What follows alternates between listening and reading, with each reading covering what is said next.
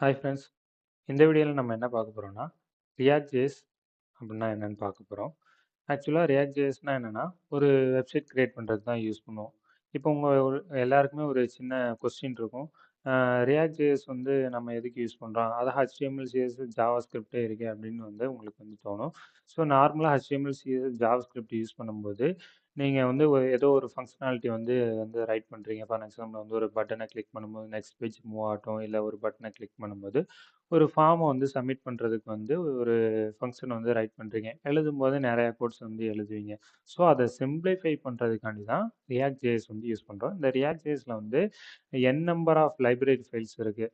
இதில் ஒரு அட்வான்டேஜ் என்னென்னா தேர்ட் பார்ட்டி யாராவது வந்து ஒரு லைப்ரரி ஃபைல் வந்து டெவலப் பண்ணியிருக்காங்க, அது வந்து ஓப்பன் சோர்ஸில் இருக்குன்னா அதை நம்ம எடுத்து ஈஸியாக வந்து யூஸ் பண்ணிக்க முடியும். இதுதான் ரியாக்ட் ஜேஎஸோட அட்வான்டேஜ். ஆனால் ஆங்குலரால் பார்த்தீங்கன்னா ஒரு ஃப்ரேம் ஒர்க்குன்னு சொல்லுவோம். ஒரு ஃப்ரேம் ஒர்க்னா என்னென்னா செட் ஆஃப் லைப்ரரி ஃபைல்ஸ் தான் இருக்கும். அதில் என்ன லைப்ரரி ஃபைல் இருக்கோ அதை மட்டும் தான் யூஸ் பண்ண முடியும். எக்ஸ்டர்னலாக நம்மளால் எந்த லைப்ரரி ஃபைலையும் வந்து யூஸ் பண்ண முடியாது. இப்போ ரியாக்ட் பார்த்தீங்கன்னா சிங்கிள் பேஜ் வெப் அப்ளிகேஷன் சொல்லுவாங்க. சிங்கிள் பேஜ் வெப் அப்ளிகேஷன்னா என்னென்னா ஒரே ஒரு HTML பேஜ் தான் இருக்கும். ஸோ அதுக்குள்ளே தான் நம்ம எல்லா ஜாவா ஸ்கிரிப்ட் லைப்ரரிஸுமே யூஸ் பண்ணுவோம். இப்போ உங்களுக்கு home, about, service and then help இந்த மாதிரி நிறையா HTML பேஜ் வந்து தனித்தனியாக எழுதுவீங்களா. ஸோ அது எல்லாமே நம்ம வந்து ஜாவா ஸ்கிரிப்ட் ஃபைல்ஸாக வந்து எழுதுவோம். அதாவது காம்பனன்ட்ஸாக வந்து யூஸ் பண்ணுவோம். JSX அந்த ஃபைலாக வந்து கிரியேட் பண்ணுவோம். இது என்ன பண்ணுன்னா நமக்கு என்ன நீடோ அதை மட்டும்தான் நமக்கு வந்து ஃப்ரண்ட் எண்டில் வந்து லோட் பண்ணி டிஸ்பிளே பண்ணிட்டோம். ரிமைனிங் காம்பனன்ட்ஸ் எல்லாமே வந்து எடுத்துக்காது. எது நமக்கு நீடோ அதை மட்டும்தான் ரெண்டர் பண்ணி நமக்கு டிஸ்பிளே பண்ணும். இதுதான் ரியாக்டோட இன்னொரு அட்வான்டேஜ். நெக்ஸ்ட் பாருங்கள்.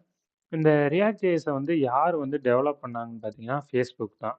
ஃபேஸ்புக் வந்து எதுக்காக இதை மெயினாக வந்து டெவலப் பண்ணாங்கன்னா யூசர் இன்டர்ஃபேஸ், அதாவது யூசர் வந்து எல்லாருமே நம்மளோட வெப்சைட்டை வந்து நல்லா இன்ட்ராக்ட் பண்ணணும், டிசைனிங்காக இருக்கணும், அண்ட் தென் வந்து ஈஸியாக வந்து எல்லா ஃபியூச்சர்ஸையுமே ஆக்சஸ் பண்ணணும் அப்படின்னு சொல்லிட்டு இவங்களுக்கு வந்து பேக் எண்ட் வந்து அந்த அளவுக்கு இம்பார்ட்டன்ட் இல்லை. ஃப்ரண்ட் எண்ட் நமக்கு வந்து டிசைனிங் தான் ரொம்ப முக்கியம், அண்ட் யூசரோட இன்ட்ராக்ஷன் வந்து ரொம்ப முக்கியம் அப்படின்றனால இவங்க வந்து இதை டெவலப் பண்ணாங்க. இதை நீங்கள் அப்ளிகேஷன் ஓரியன்டாக இருந்தீங்கன்னா நீங்கள் வந்து ஆங்குலர் வந்து சூஸ் பண்ணலாம். நெக்ஸ்ட் பார்த்தீங்கன்னா ஆல்ரெடி சொல்லியிருந்தேன் சிங்கிள் பேஜ் அப்ளிகேஷன் சொல்லியிருந்தேன்.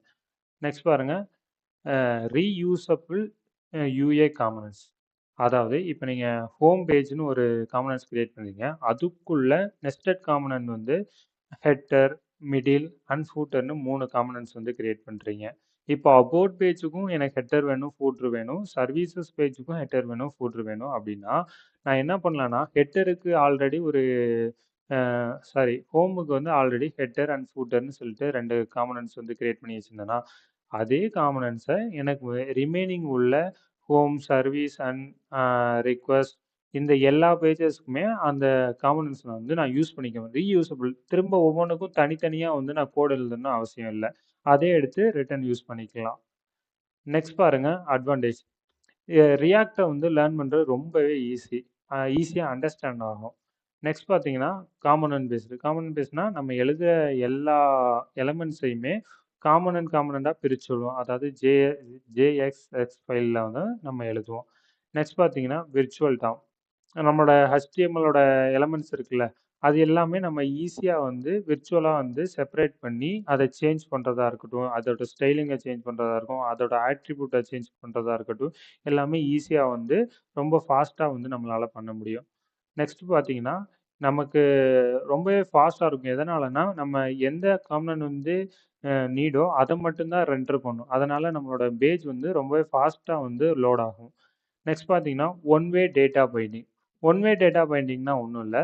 இப்போ நான் ஒரு பேரண்ட் காம்பனன்ட் ஒரு காம்பனன்ட் கிரியேட் பண்ணுறேன்னா அதுக்குள்ள நெஸ்டட் காம்பனன்ட்ஸ் ஒரு 4 காம்பனன்ட்ஸ் கிரியேட் பண்ணேன்னா எனக்கு எப்படி போகும்னா ஃபஸ்ட்டு பேரண்ட் காம்பனன்ட், அதுக்குள்ளே உள்ள நெஸ்டட் காம்பனன்ட்ஸ், அதுக்கும் உள்ள நீங்கள் ஏதாவது வந்து காம்பனன்ட்ஸ் கிரியேட் பண்ணிங்கன்னா அதை வந்து விசிட் பண்ணும். ஸோ இந்த மாதிரி தான் வந்து எனக்கு போகும். நெக்ஸ்ட் பார்த்தீங்கன்னா ரீயூசபிள்னா ஆல்ரெடி சொல்லியிருந்தேன். நம்ம வந்து தேவைப்பட்டால் வந்து அந்த கோடை வந்து திரும்ப யூஸ் பண்ணிக்கலாம். நெக்ஸ்ட் வந்து ஃப்ளெக்சிபிள் இன்டகிரேஷன். நம்ம எந்த லைப்ரரி ஃபைல்ஸை வேணாலும் நம்ம வந்து தேர்ட் பார்ட்டி லைப்ரரி ஃபைல்ஸையும் வந்து யூஸ் பண்ணிக்க முடியும்.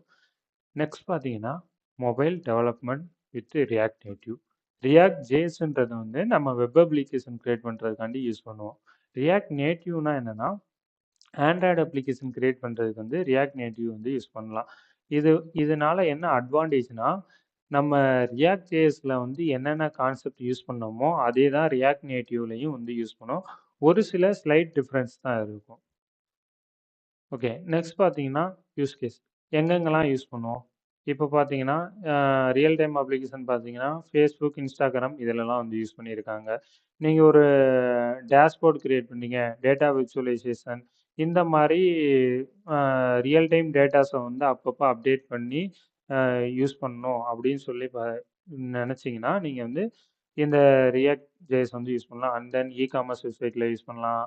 நெக்ஸ்ட் பார்த்தீங்கன்னா சேட் அப்ளிகேஷன் இந்த மாதிரி இதுக்கெலாம் வந்து நம்ம ரியாக்ட் ஜேஎஸ் வந்து யூஸ் பண்ணிக்கலாம். நெக்ஸ்ட் வீடியோவில் பார்த்தீங்கன்னா எப்படி ஒரு ரியாக்ட் ப்ராஜெக்ட் வந்து கிரியேட் பண்ணி அதை எப்படி ரன் பண்ணுறதுன்னு சொல்லி பார்க்கலாம். இந்த வீடியோ வந்து உங்களுக்கு யூஸ்ஃபுல்லாக இருந்தால் லைக் பண்ணுங்கள், சப்ஸ்கிரைப் பண்ணுங்கள்.